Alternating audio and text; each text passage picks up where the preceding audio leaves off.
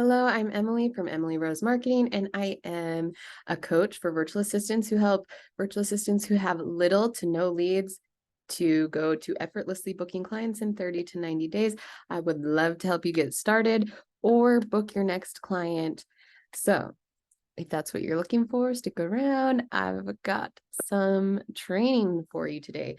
Today, I want to talk to you about how I took the skills I already had and use them to turn them into my virtual assisting business. I have this free workbook.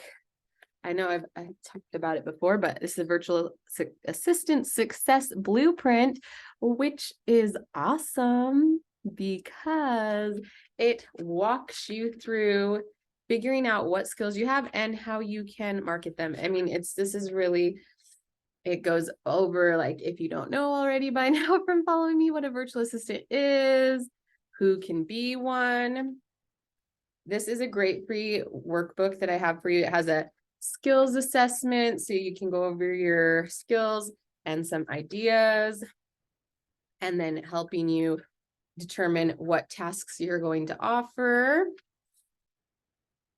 And I did this myself. So that's kind of what I want to talk about today is I kind of walk you through how I filled this out myself. So, determining the tasks to offer. Let me see, did I fill out the skills one? Oh yeah, here's the skills one. Okay, this is really where you start.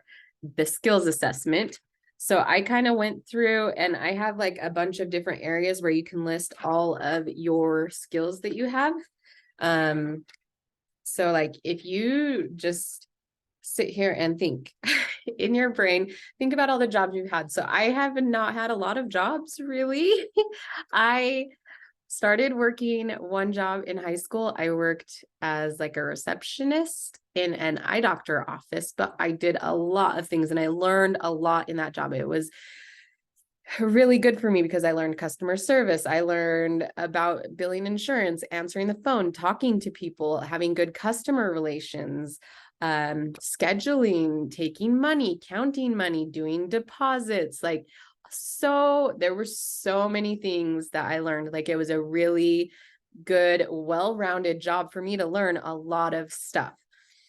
And at a young age, like I was in high school doing a lot of this stuff. I started in high school and went after school. And then I had this job through college. And then even after college, I still worked there for a few years until I started having my kids. And that is when I let go of that job. So that was like my one huge job experience I had for many years. And learned a lot. I had other jobs like throughout college. I was a tutor. What else did I do? I was an usher at events, like I took tickets and helped people find their seats. I did a lot of, these were experiences where I learned things, but I didn't necessarily get paid, but I did a lot of like volunteer type work where I would receive scholarships for them. So like I would put on events and different activities in college. So that, like, I want you to go back and think about like your job experience. So maybe think about your first job. Maybe your first job was working fast food or as a waitress or a waiter, or working at a movie theater. There are so, like, whatever your first job was, it could have been mowing lawns, but you learned something from that job and you gained skills and knowledge from doing that job. So that was like my work experience. I also went to college and I have a degree in healthcare administration with a minor in communication. So I do have a degree, but not necessarily in anything like this. But I feel like a lot of that stuff, by the time you graduate college, whatever you've learned, especially if you're doing social media, a lot of it becomes outdated really fast. And we have the internet now, so we can teach ourselves a lot of things, which is kind of what I did after college. And when I was still working before I had my kids, I spent a lot of time. I started a blog. I taught myself how to do a lot of that stuff. Like I had learned some of this stuff in college. So I had some basic understanding from college. But then I taught myself. I Googled a lot of things. I read blog posts. I watched YouTube videos. I just figured out a lot of stuff on my own. And so those things count as skills too. So I want you to kind of, when you get this workbook, because I will send it to you for free, if you comment workbook below, you can get this and you can fill it out on your own and really dive deep into your skills.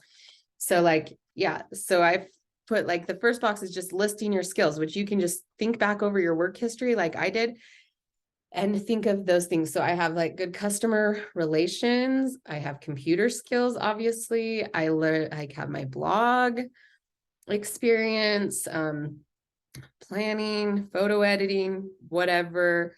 And then I have just a few other like different boxes. So I had a customer service. So if you worked in any type of place where you work with the public, as like in a restaurant or in a retail store, you work with customers and you have customer service skills. If you've done that, you have those skills. Social media. So this just, yeah, this kind of goes over, and then like maybe some programs, like if you're really good at Excel or, Canva, there are a lot of different programs. So you just kind of go through each of these boxes and just write out what you know. So not too hard, but you do have to, do the work. So that's the first part. So then from that, like you want to look over all this stuff that you figured out and think about, well, what could I offer to other people to be a virtual assistant? And for me, when I started, I was doing my own blog. I had blogged for years. I'd gone to conferences, classes, taught myself. And I was at a conference in Utah, and I knew the girls who were putting it on, and they had asked for volunteers. So me and a couple of my friends had volunteered to help with this conference, and they had their virtual assistant was also a blogger and was at this conference. And I kind of chatted with her, like, how did you start working for these girls and how do you get that going? And like, she kind of just told me, it worked out. And then I was like, yeah, I'd really like to do that. And a few months later, she had somebody approach her. She didn't have any availability, so she passed along my name. And that's kind of how I got my start. But it was because I was looking specifically for the blogging. So that's how I took those skills. And then most of my other clients have come to me because of that experience as well, because blogging and social media have gone really hand in hand. Now, a lot more people don't have blogs anymore, but you used to be, you blogged and then you put everything on social media and you learned every social media. So I have experience with like Facebook, Twitter, Instagram, Pinterest. Now I have TikTok. You kind of just, you have to learn those things, and some people don't want to learn those things. And so that's how I've been able to use those skills. And even more recently, like last year, I decided I needed to learn TikTok because I knew it was so big and I'd never really been on it. So I kind of started an account, put a couple of videos out, and then I left it for a long time. And then a little over a year ago, like in the fall of 2021, I was like, I'm going to do this. Like, and people recommended, posting 3 to 5 times a day, which seemed like insane to me. So I committed to like 3 times a day for like 3 months. And it really helped me to learn how to edit, how like the ins and the outs of the app. And now I can offer that as a service to my people. So that's kind of how you can take those skills that you have. So another one, I just feel like so many people have customer service skills and maybe not everybody's good at it, but if you are, and if you've really worked with people in person or on the phone, I feel like you can apply those skills to email and messaging. There's a need for customer service help as a virtual assistant. So you can work for small businesses or large businesses and do chat management to help people with their problems. You can do email support.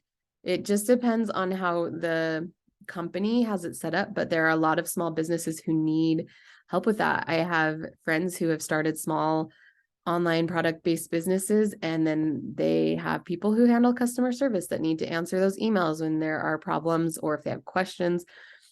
So I feel like that's a big one that a lot of people have, that maybe they just don't realize that they could be offering customer service as a virtual assistant. So that's another skill you can have, and it's really easy, especially in a small business.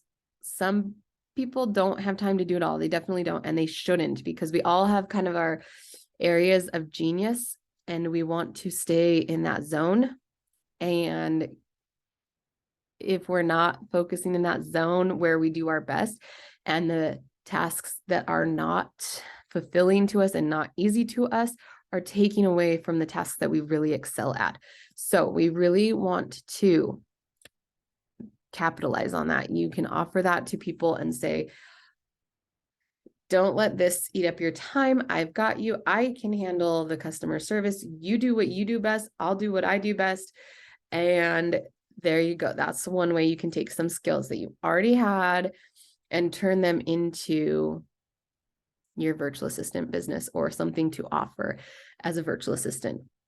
So if you are ready to book your first client or next client in the next 30 to 90 days, I think, especially if you're starting out, you need this workbook to get you started and kind of help you see the possibilities of what you can offer to people as a virtual assistant. This will really open up like your mind to show you the skills that you actually do have and how you can use them to start offering to people, so you can start working from home and gain that freedom and flexibility that is so nice, and work less hours and still make a decent wage.